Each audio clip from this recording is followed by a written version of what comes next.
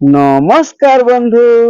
একজন কমেন্ট করেছিল যে কালো শাড়িতে মার দিলে পারে সাদা ছোপ ছোপ দাগ হয়ে যায়, কিছুতেই সেট করতে পারছে না। বন্ধু, কালো শাড়িতে কিভাবে মার দিলে সাদা ছোপ ছোপ দাগ আসবে না, আমরা এই ভিডিওতে আজ সমাধান করব।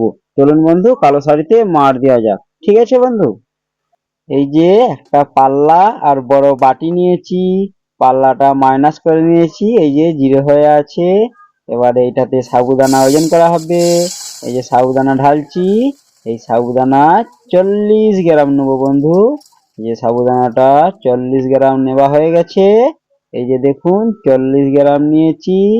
এবারে এই সাবুদানার মধ্যে জল ঢালবো। এই যে এইটা একটা 500 গ্রাম জলের বোতল। এই 500 গ্রাম জলটা পুরোটাই বাটির মধ্যে ঢেলে দেবো। বাটিতে রাখা সাবুদানার মধ্যে জল ঢালা হয়ে গেছে। এবারে এই বাটিটাকে নিয়ে ওভেনের মধ্যে বসাবো।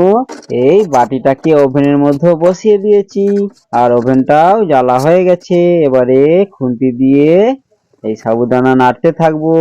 এই যে ফুটন্ত এসে গেছে, ফুটছে সাবুদানা, দেখুন কিরকম একবারে টক বগিয়ে ফুটছে। আরো কিছুটা বাকি আছে। এই যে হয়ে এসেছে। এই যে বন্ধু হয়ে গেছে, দেখুন এই যে একবারে চিটচিট করছে। এটা এখন রেডি। এবারে কাঁচের মতন দেখাচ্ছে। এবার এটাকে একটা সাফি দিয়ে ধরে নামিয়ে নিয়েছি। এবারে একটা গামলির মধ্যে একটা জর্জেটের কাপড় রেখে 3টে ক্লিপ মেরে দিয়েছি। তারপরে এটা ছাঁকছি, দেখুন এই সাবুদানার টার্চটাকে ছাঁকছি। এর মধ্যে আরো 500 গ্রাম জল মিশাবো। প্রথমে সাবুদানা ফুটানোর সময় 500 গ্রাম জল দিয়েছি, ফুটানোর পরে আবার 500 গ্রাম জল দিচ্ছি। মোট 1 লিটার জল দিয়েছি বন্ধু। ঠিক আছে, এবারে এই সাবুদানাটাকে ছাঁকা হবে। এই যে ছাঁকছি, দেখুন কিরকম ভাবে ছাঁকছি। এই সাবুদানা মালটাকে আরো একবার ছাঁকবো। এটা ঠান্ডা হয়ে যাওয়ার পরে এর মধ্যে সর পড়ে গেছে। এখন গরম অবস্থায় ছেঁকেছিলাম। এই যে বন্ধু কিছুটা জল দিয়ে গামলিটাকে একটু ধুয়ে নেব। গামলির গায়ে গায়ে সর পড়ে আছে। সাবুর মার ফুটানোর পরে সাবুর মার হচ্ছে ছাঁকাই হচ্ছে মেন। যত ভালোভাবে ছাঁকতে পারবো ততই ভালো বন্ধু। তাই এটাকে আরো একবার ছেঁকে নিয়েছি। এবারে এই গামলির মধ্যে আরো একটু জল দেবো, একেবারে সামান্য। এর মধ্যে বুলু দেওয়া হবে। এই যে বুলুর বোতল, এইটা হাফ সিপি বুলু দেবো এর মধ্যে। এই যে বন্ধু হাফ সিপি বুলু নিয়েছি। এবার এই বুলুটাকে ভালোভাবে মিক্স করব এই জলের সঙ্গে। এই যে মিক্স করতেছি জলের সঙ্গে, মিক্স করা হয়ে গেছে। এবারে এর মধ্যে সাবুর মার বুলুর মধ্যে ঢেলে দিয়ে ভালোভাবে সাবুর মারটাকে মিক্স করব। মিক্স করার পরে এর মধ্যে শাড়িটা ডুবিয়ে ভালোভাবে পুরো শাড়িটাতেই মার লাগিয়ে দেবো। কোথাও একটুকু শাড়ি শুকনো রাখবো না, ভালোভাবেই পুরো শাড়িটায় মার মিশিয়ে নিতে হবে। শুকানো শাড়িতে মার দিচ্ছি তাই জলটা একটু বেশি লেগেছে। মোট ফুটানো অবস্থায় থেকে এখন অবধি জল লেগেছে 1 লিটার 50 গ্রামের মতন।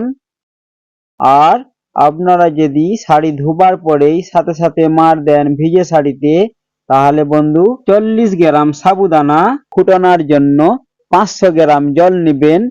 আর যখন শাড়িতে মার দিবেন তখন আর এক্সট্রা করে জল লাগবে না। ওই যে 500 গ্রাম জল নেবেন, ওই জলের মধ্যেই আপনার শাড়িটা মার ভালোভাবেই হয়ে যাবে।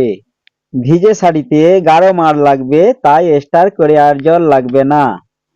এবারে শাড়িটাকে ভালোভাবে ধরবো, উপরের পাড় আর নিচের পাড় সমান রাখবো। শাড়ি ভালোভাবে গুছাবো, দেখুন কিরকম ভাব শাড়িটাকে গুছাচ্ছি।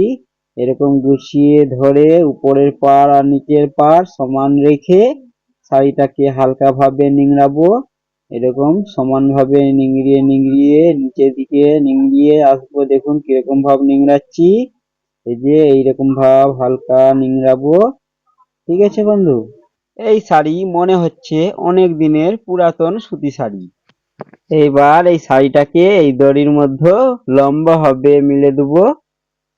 এই যে দেখুন কিরকম ভাব মিলছি, একেবারে লম্বা ভাবে মিলে দিতে হবে।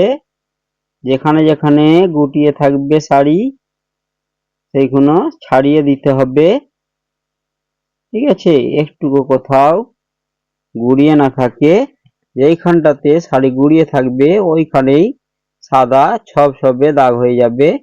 তাই বন্ধু একটুকু শাড়ি গুটিয়ে রাখবো না, ভালোভাবেই চারি সাইডটা ছাড়িয়ে দেব। পাড়টাকে সমান রেখেছি দুদিকে, দেখুন কিরকম ভাব। এই শিবম লন্ড্রি চ্যানেলটাকে সাবস্ক্রাইব করে রেখে দিন বন্ধু, কেননা যখনই নতুন নতুন ভিডিও বানাবো সবার আগে আপনার কাছে পৌঁছে যাবে। এইবারে বন্ধু পুরো শাড়িটাকে হাত দিয়ে দলে দেবো এইরকম ভাব। দেখুন কিরকম ভাব হাত দিয়ে দলে দিচ্ছি, এইরকম ভাব পুরো শাড়িটায় হাত দিয়ে দলে দিলে পরে কখনো কোনো শাড়িতেই ছবছবে সাদা দাগ আসবে না বন্ধু। ঠিক আছে, আপনার প্রিয় শখের শাড়ি। তো বন্ধু এইভাবেই আপনি শাড়িটাকে মিলে দিবেন আর এইভাবে শাড়িটাকে দলে দিবেন। তো আপনার শাড়ি কখনো ছবছবে সাদা দাগ হবে না। কিরকম ভাব শাড়িটাকে দলে দিচ্ছি দেখুন বন্ধু, উপর থেকে নিচের দিকে টানছি। ঠিক আছে বন্ধু, এইভাবেই পুরো শাড়িটাকে দলে দেবো। আপনার শাড়ির কালার যদি লুজ হয়, শাড়ি থেকে যদি রং উঠে, শাড়ি 3-4 রকমের কালার হলে তাহলে শাড়ি পুরো শাড়িটাই ঝুঁকিয়ে মেলার চেষ্টা করবেন। আর শাড়ি মেলার সময় শাড়ি জুড়ে না থাকে। বন্ধু আপনার প্রিয় পছন্দের শাড়ি যখন আপনি মার দিবেন, তারপরে যখন মিলে দিবেন শাড়িটাকে ভালোভাবে মারগুলো ছাড়িয়ে দেবেন, তারপরে শাড়িটাকে হাত দিয়ে ভালোভাবে দলে দিবেন। ঠিক আছে বন্ধু, আপনার পছন্দের শাড়ি কখনো কোনোদিনও ছপছপে সাদা দাগ হবে না বন্ধু। ঠিক আছে, শাড়ি শুকোনোর জন্য অপেক্ষা করব। এই যে বন্ধু শাড়ি শুকানো হয়ে গেছে, এবারে শাড়িটা আমরা তার থেকে তুলে নিয়ে দেখব শাড়ির মধ্যে কোনো ছপছপে দাগ হয়েছে নাকি। ঠিক আছে, এই ভিডিও যদি কাজে লাগবে বলে মনে হয় আর যদি একটু ভালো লেগে থাকে তাহলে একটা লাইক দিয়ে দিবেন। এই যে বন্ধু শাড়িটা দেখুন একেবারে কড়ামার হয়েছে, কতটা কড়ামার হয়েছে দেখছেন তো। এই যে বন্ধু শাড়িটা কোথাও ছপছপে দাগ আছে, কোথাও আর সাদা সাদা ছপছপে দাগ নেই। এই দেখুন একেবারে পরিষ্কার ভাবে মার হয়েছে শাড়িটা। বন্ধু এটা তো একটা সুতি শাড়ি, জামদানি শাড়িতে এইভাবে মার দেওয়া যায়। বন্ধু আপনারাও আপনাদের এইরকম প্রিয় পছন্দের শাড়ি মার দিয়ে দিবেন, কোনো আর ছপছপে সাদা দাগ আসবে না। বন্ধু ভিডিও এই পর্যন্তই, আপনারা ভালো থাকবেন, সুস্থ থাকবেন আর শিবম লন্ড্রির সাথে থাকবেন।